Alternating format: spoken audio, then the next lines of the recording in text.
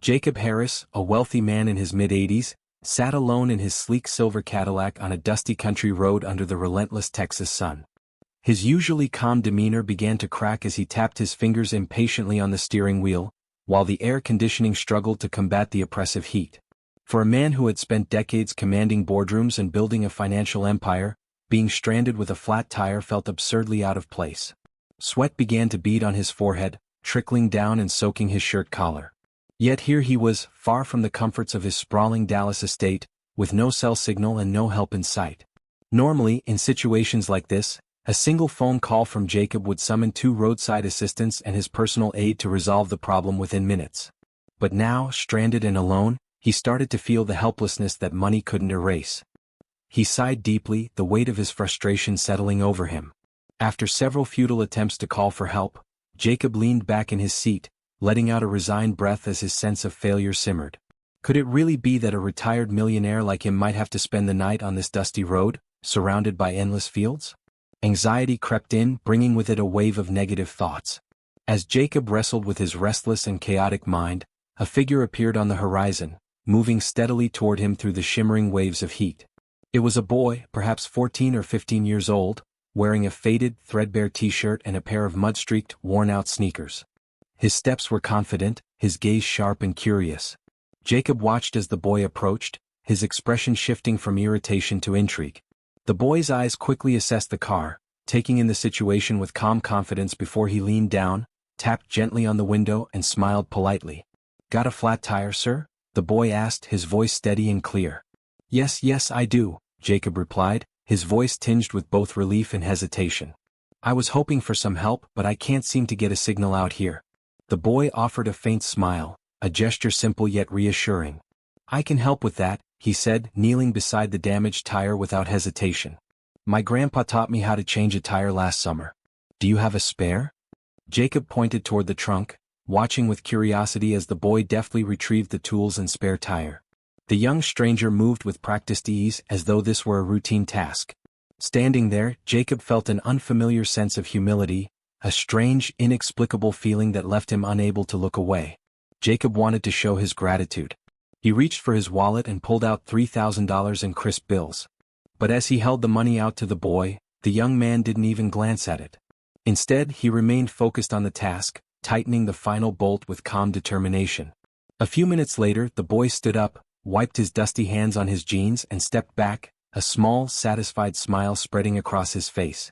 "All done," he said simply, his voice as steady as his work. Jacob extended the money again. "Take it, son." "Thank you so much for your help," he said sincerely, hoping to repay the boy's kindness in some way. But the boy stepped back, politely raising his hand to refuse. "Thank you, sir, but I don't need anything. I'm just happy to help." For a moment, Jacob stood frozen, money still in hand, watching as the boy turned and walked away down the empty road. The sight left Jacob with a strange feeling, one he couldn't quite explain. As the boy's silhouette grew smaller in the rearview mirror, Jacob put the money back in his wallet and climbed into his car. The rest of the drive passed in silence, but his thoughts kept returning to the boy. There was something about him, a quiet dignity, a calm self-assurance that seemed unshaken by circumstance.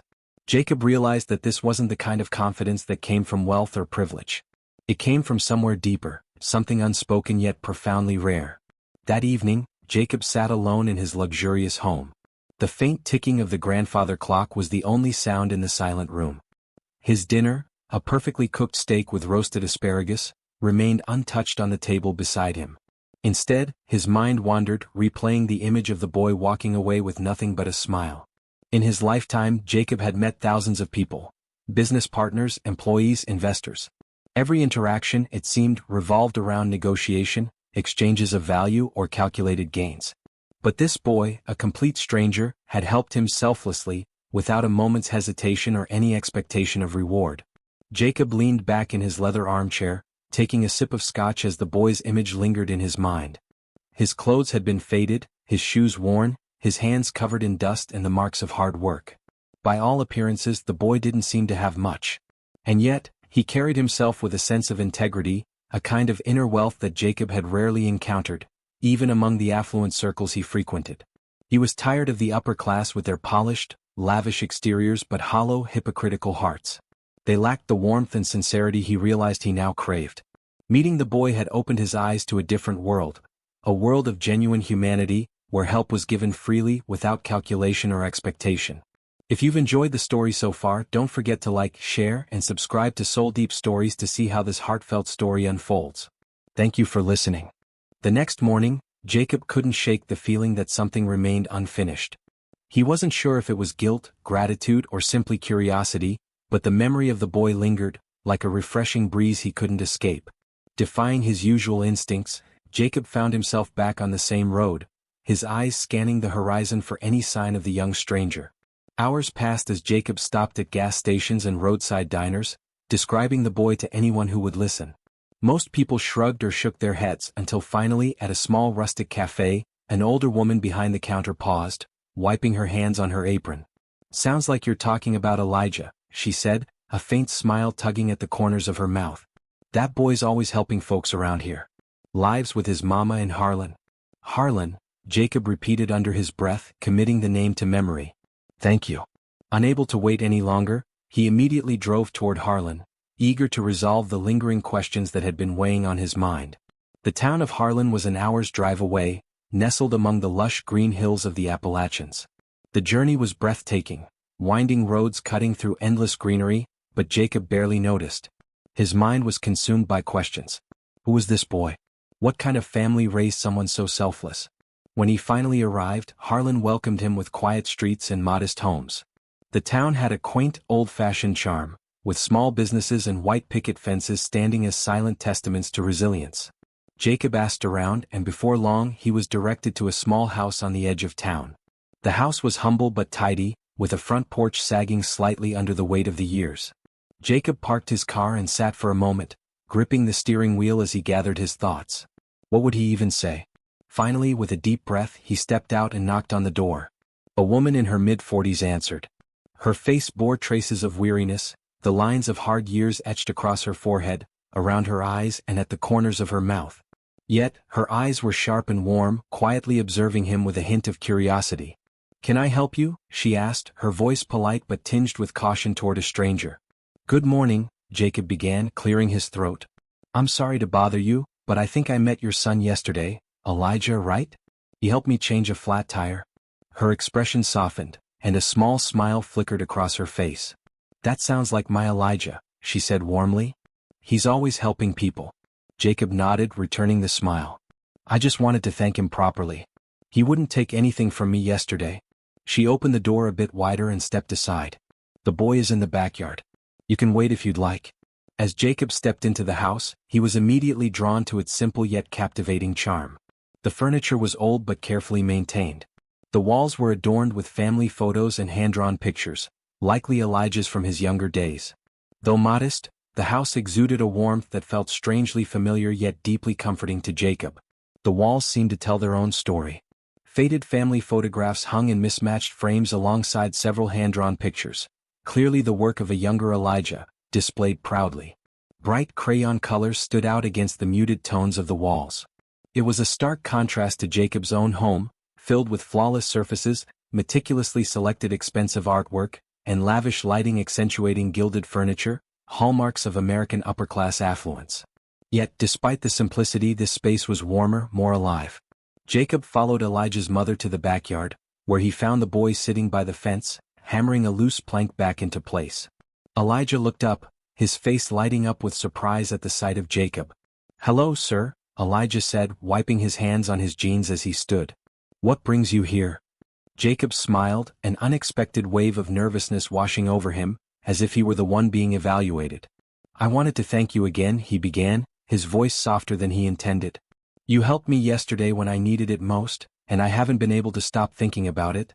Elijah shrugged, his expression calm and genuine. "It wasn't a big deal," he said simply. But to Jacob it was monumental. He could see it in every action the boy took. Nodding, Jacob resolved to make him understand. "It was a big deal," Jacob said firmly. "Not everyone would help a stranger without expecting something in return." Elijah tilted his head slightly as though the idea genuinely puzzled him. "I don't think so," he said after a moment. "If someone needs help and I can give it, why wouldn't I?" The boy's simple, innocent optimism hit Jacob like a wave. For a moment, he was at a loss for words, his gaze drifting across the yard around them. The fence was patched with mismatched pieces of wood. Weeds dotted the sparse grass, some areas worn bare from overuse. In one corner, a crooked swing hung to one side, its rusty chains and worn seat a testament to its age. It was clear that Elijah's family didn't have much, yet they were doing their best with what they had. Their resilience was evident in every small detail of this modest space. Jacob turned back to the boy. "You're a very good kid," he said sincerely. "Your mother must be very proud of you." Elijah beamed as he glanced toward the house, where his mother was busy inside. "She works really hard," he said simply. "I just try to help her whenever I can." Jacob fell silent, letting the boy's words sink in. Memories of his own childhood suddenly resurfaced. Days spent in a house not much different from this one. His parents had worked tirelessly, instilling in him the value of hard work and perseverance. But over the years, Jacob had drifted away from those lessons, consumed by the relentless pursuit of wealth, status, and power, things that now felt so hollow. Now, standing in the middle of this backyard, facing a boy who had so little yet embodied such rare integrity, Jacob felt something he hadn't in years, a longing to return to the simple values he had once abandoned. As he stood there, Jacob experienced a strange mix of nostalgia and regret. The worn fence, the uneven grass, the lingering scent of hard labor, all reminded him of a simpler time in his life, a time buried under layers of wealth and ambition. Clearing his throat, he broke the silence. "I want to do something for you and your family," Jacob finally said, his voice steady yet warm. Elijah straightened, his expression polite but cautious. "We're fine, sir. We don't need anything." "It's not about need," Jacob gently emphasized. "It's about doing the right thing. You helped me and I want to repay that kindness." Before Elijah could respond, his mother stepped out onto the porch, a dish towel in hand. "Elijah, go wash your hands for lunch," she called, her voice warm but firm. Then her eyes shifted to Jacob, studying him for a moment before speaking. "Would you like to join us for a meal? It's nothing fancy but you're more than welcome." Jacob hesitated, caught off guard by the invitation. Invitations like this were rare in his world, where dinners were lavish and interactions formal. Yet the sincerity in her voice made it impossible to politely decline. "I'd be honored," he said at last, following her inside. As he stepped into the kitchen, the aroma of freshly baked bread and roasted vegetables enveloped him like a warm hug. The small dining table, surrounded by mismatched chairs, was set with care and intention. Jacob took a seat, suddenly aware of how out of place his tailored suit looked in this modest yet inviting space. Elijah washed his hands at the sink and joined them at the table, his bright smile never fading. As the meal began, Jacob found himself drawn into their world. Elijah spoke enthusiastically about school, his friends, and his dream of becoming an engineer, his passion shining through every word. His mother, meanwhile, shared stories about their community, a close-knit network of people who supported each other with quiet pride and resilience. Jacob listened attentively, savoring not just the food but the warmth of their company. Despite his wealth and success, he realized how cold and empty his own home felt compared to this one. Here, laughter echoed off the walls, and a deep sense of connection was evident in every glance, every shared story. After lunch, as they cleared the table, Jacob turned to Elijah's mother. "You've done an incredible job raising him," he said, his voice full of sincere admiration. "He has more heart than most people I've ever met." Her smile was gentle yet radiant, her eyes glimmering with gratitude. "Thank you," she said. "He's a good boy. We've faced our share of challenges but we've learned to appreciate the little things." Jacob nodded, her words resonating deeply within him. Though he wanted to respect their independence, he couldn't ignore the overwhelming urge to do something for this family. They had given him a gift he hadn't realized he was missing, a reminder of what truly mattered in life. When Jacob left their home that afternoon, the warmth of their hospitality lingered in his heart, stirring a sense of purpose he hadn't felt in years. Driving back to his sprawling mansion, Jacob felt a clarity he hadn't experienced in a long time. This wasn't about charity or a fleeting act of goodwill, it was about honoring the boy's kindness and the resilience of a family that deserved more than patched fences and worn-out furniture. They deserved stability, recognition, and acknowledgement for the quiet strength they demonstrated every day. As he pulled into his driveway, Jacob's mind was already brimming with ideas. The next morning he wasted no time. He made call after call, to former colleagues, contractors, and suppliers. By midday, a solid plan was in place. Within a week, trucks and work crews began arriving at Elijah's house, breaking the usual quiet of the small street. Jacob stood on the sidewalk, clipboard in hand, watching the bustling activity around him. Nearby, Elijah and his mother stood frozen in a mix of amazement and disbelief as they watched materials being unloaded. "You didn't have to do this," Elijah's mother said softly, her voice trembling with emotion. "We've managed just fine until now." Jacob turned to her, his gaze calm and sincere. "You've done more than manage," he replied. "You've overcome. But you've given me something I didn't know I was missing. Please let me give something back." Elijah, standing next to his mother, was unusually quiet. His face was thoughtful as he took in everything unfolding before him. Jacob crouched slightly to meet Elijah's eye level, his voice gentle yet firm. "You've taught me something, Elijah," Jacob said. "Helping others isn't about money or obligation, it's about showing up when they need it most. It's about bringing a little magic into their lives. And I want to show up for you." In the weeks that followed, the house underwent an incredible transformation. The rotting front porch was replaced with sturdy new wood, the leaking roof was repaired, and the rusty, broken swing in the backyard was swapped for a brand new one.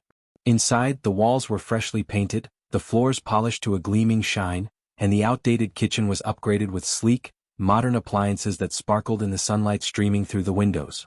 At first, Elijah tried to help with the repairs, eagerly hauling wood and sweeping up debris. But Jacob insisted he step back. "Your job," Jacob said with a warm smile, "is to enjoy being a kid for a while." Still, Elijah couldn't resist sneaking outside to watch the workers. His eyes lit up with fascination as he observed them measuring, cutting, and building with practiced skill. One of the workers, a burly man named Joe, noticed Elijah's interest and waved him over. "Want to help me measure some of these boards?" Joe asked with a grin.